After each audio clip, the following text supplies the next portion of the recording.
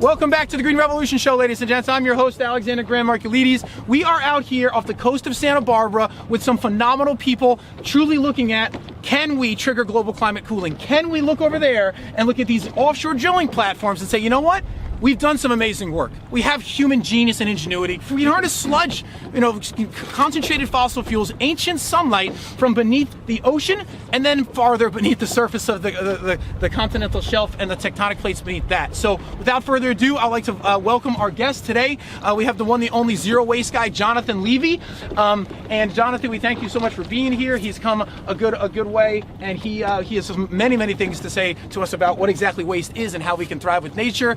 We have someone in the fashion industry who, to me, is a future mogul, and I mean that word because you seem to have your real pulse, your ear on the ground when it comes to Noel, how we can make fashion be morally and ethically adopted by a large audience. So thank you for coming, Noel. And that Noel is the CEO and founder of Fashion Florum, or Florum Fashion Magazine, and the one, the only Josh Tickell, co-producer, writer, director. I'm sure you know that could go on forever, the titles to describe you, Josh. But Josh Tickell is author of Kiss the Ground. I first knew of Josh when he voyaged around the United States of America on none other than a veggie van, an old Winnebago. Isn't that right? That is correct. Yeah. So I mean, we can't thank you enough for tuning into the show. This is probably our most exciting show, and let's get right down to it, panel. So we're here burning fossil fuels as we idle around these other stations that are burning fossil fuels that are allowing us as a human species to thrive, live, whatever you want to say. How can we make this transition rapid, and how can we make it in a way that creates more jobs? We really have to, I do zero waste, so I try, it's on at the very bare minimum, it's just reducing the amount of garbage that you make, but it's also about creating natural cycles. Right now, we have very linear supply chains. As you can see right here, we use a tremendous amount of resources to extract oil out of the earth. We manufacture in a very linear fashion. We produce the product, we sell the product, and then we have no more responsibility for it. We just throw it away, and we don't really take into consideration what happens to that product after it no longer has useful life. So just trying to create more of a natural cycle where we can use that end product and put it back into the very beginning. We won't have to extract so many resources out of the earth anymore.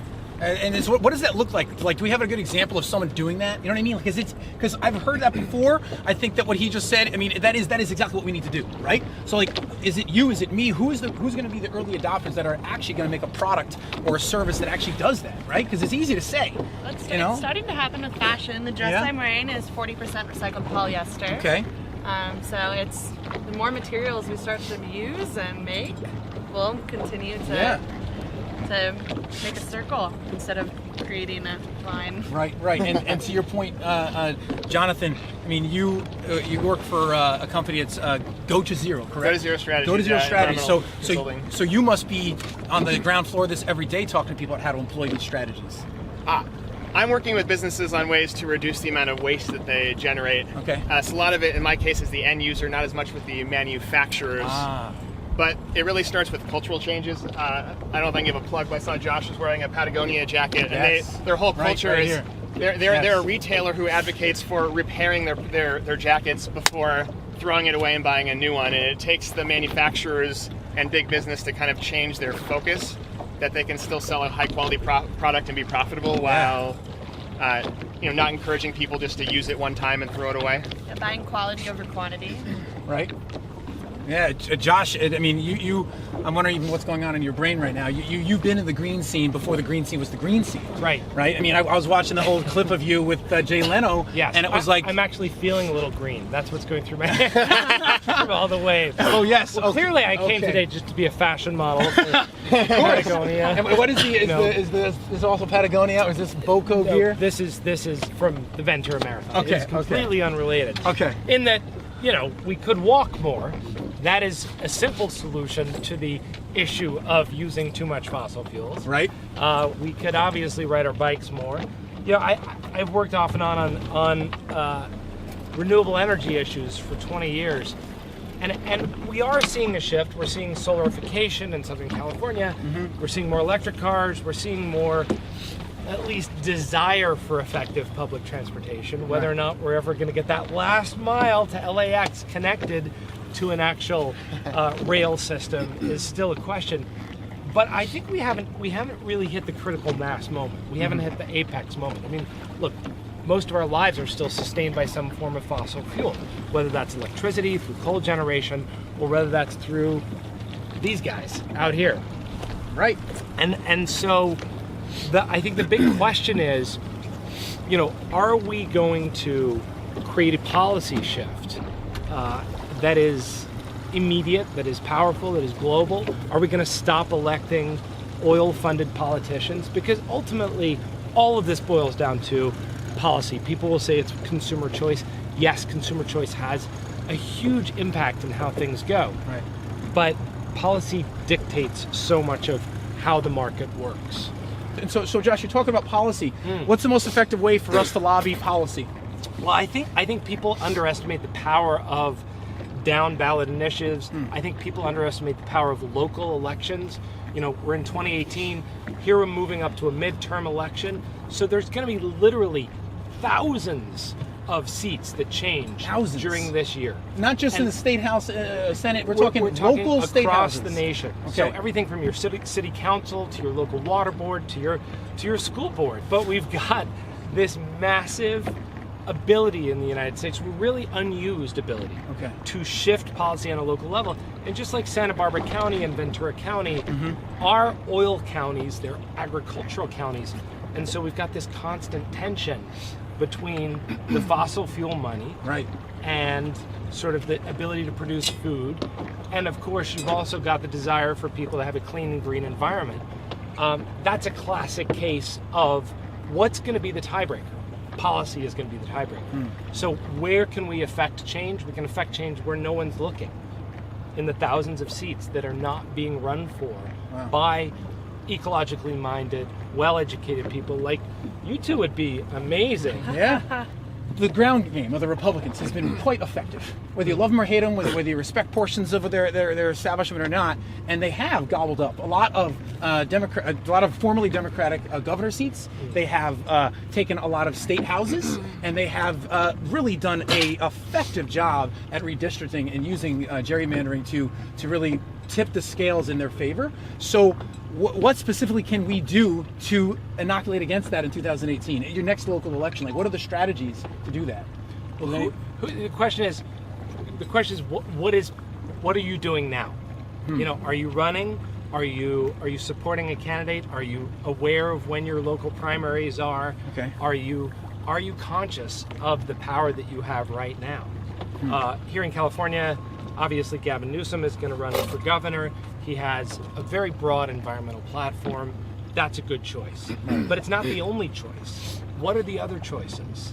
And can you get involved? I had the great fortune during the state Democratic convention to meet Gavin Newsom, and eventually, after trying to filter through his aides, he was gracious enough to give me his time, and he said, he not only scoffed at me in the most pleasant scoff of my life, and he said, "Ha! Importance of using that Dude, word." I was the first mayor in the United States to require composting. Thank you, sir. Years ago. We have Years ago.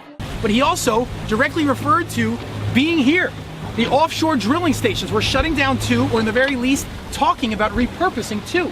And he mentioned Platform Holly, and I think that he was talking about repurposing them for tidal and wind. Look, we're already number one in solar in the United States. We're number 3 in wind. We got to step up our wind game. We got offshore, onshore, also wave energy and tidal energy. We don't talk enough about those things. And as we shut down Platform Holly and Rincon Island, 2 offshore oil platforms, we have the opportunity to recalibrate and utilize some of the existing infrastructure there, particularly for wave and offshore energy production. Now, there's a whole discussion around whether or not oil companies should actually take these out, and that can be more of a detriment to society and to the water, because they have these leases, they have these long-term agreements, from what I can understand, where they don't just have a in perpetuity. They can't just be here forever. So they're supposed to be taking them out after their leases or their agreements, and some of them are now arguing, now let's not do that because it's going to disrupt the beautiful fish and the corals and the different wildlife that has come to make that a home, which I think is a really, really, really good argument. It's so cogent, it reminds me of Monsanto comparing glyphosate to table salt, or when you referred to it in Louisiana, they used to use the same really ingeniously manipulative, I think not genuine analogy of comparing oil to glyphosate or table salt. So can we talk about, like, is this all for naught? I mean, can we talk? I know I mentioned a bunch of things, but what are your thoughts on what I said, and where should we take it from here? I think it's always better to reuse something than to take it away and just, like, what are we going to do with it? In San Francisco, the Bay Bridge, we shipped most of the metal to China. How harmful is that to the environment? Wow. New York actually took a bunch of their subways and put them in the ocean to help build coral because we're losing so much coral. So I would be surprised. You know, there's probably a lot of coral that's on these. So I think taking them out would be way worse. Way worse than repurposing them. Don't you think that? Oh, let's assume that's true. All right, let's assume that's true. But don't you think it is yet another example of the oil companies obfuscating and avoiding their responsibilities, and yet again continuing to work the system? Perhaps they should have to pay for the reuse. Okay, so if we're talking about systematic change here and policy change, we need to hold their feet to the fire, acknowledge that they're people. Some are good people. I bet you Rex Tillerson is a great father and husband to his wife. I'm hoping he is. I don't know, but I do know that we can't demonize them and dehumanize them, because then we stop the conversation, you know? Well, I think with anything, like, these are huge pieces of infrastructure. Right. This is deregulating the industry is a worse idea than keeping it under strict regulation. Inside that regulation, which is again driven by local policy, how do we create effective environmental impact studies? You know, i.e., what's the difference between taking one out versus keeping one? Right. And obviously, if you could levy a end of lease fine or an end of lease option where it's like, okay, great, your lease is up. When your lease is up, you have to invest X percentage of the money that you've made by drilling this oil into rehabilitating that rig to be a home for wildlife, to be a study platform for ecology groups, for, you know, wildlife preservation, and you've got to put X number of dollars into tidal and wind experimentation. I mean, these could be massive platforms for education, for learning, for advancing science, and for keeping the ecology safe. So I think it is at the behest of us to make sure the companies that put them out there put them to the best use, whatever that use is. Maybe it is